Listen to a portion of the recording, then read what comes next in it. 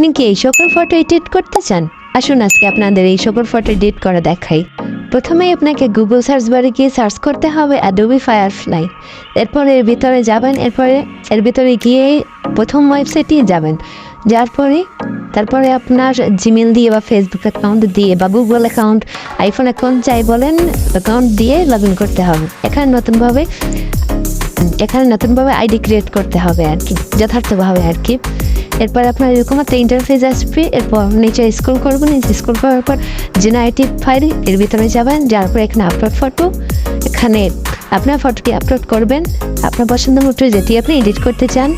তারপরে সেটি আপলোড করার পরে এই যে ব্যাকগ্রাউন্ড দেওয়ার সাথে সাথে ওনারাই অটোমেটিকভাবেই আপনার ব্যাকগ্রাউন্ড রিমুভ করে দেবে। তারপরে আপনি এখানে ডিসক্রাইব করুন আপনার ইচ্ছে মতো, মন মতো যে আপনার দেখতে মন চায়। দেখার পরে আপনার সেই অনুযায়ী ওনার ব্যাকগ্রাউন্ড দেবে। তো জেনারেটিভ টিপ দেওয়ার পরে কিছুক্ষণ সময় নেবে। তারপরে যে দেখুন খুব সুন্দর ব্যাকগ্রাউন্ড চলে এসেছে, খুব রিয়েলিস্টিকভাবেই ওনারা আপনার ব্যাকগ্রাউন্ড দেয়। এটি আমার পছন্দ হয়নি, তাই আমি নতুন করে দিলাম সানসেট লিখে।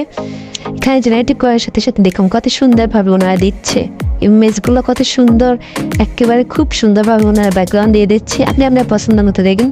তো এছাড়াও আপনি অল্প কিছু জায়গায় জেনারেটিভ করতে পারবেন। যেমন এখানে অ্যাড লেখা আছে, এখান থেকে আপনি সিলেক্ট করুন। সিলেক্ট করার পরে কতটুকুর ভিতরে আপনি বসাতে চান। আমি এতটুকুর ভিতরে নতুন ব্যাকগ্রাউন্ড বসাতে চাই, তাই এখানে লিখে দিলাম মাউন্টেন। এখানে আমি মাউন্টেন চাচ্ছি এবং মাউন্টেন লিখে দিলাম। তো তারপরে অন্য কিছু ব্যাকগ্রাউন্ড চাচ্ছি, দেখার সাথে সাথে ওনারা এটি উপস্থাপনা করবেন। তো জেনারেটিভ দেওয়ার সাথে সাথেই ওনারা দিয়ে দিল নতুন ব্যাকগ্রাউন্ড। কারণ ওনারা অটোমেটিকভাবে এবার সেভ উপরে থেকে ডাউনলোডে সেভ দিন। তারপরে এই যে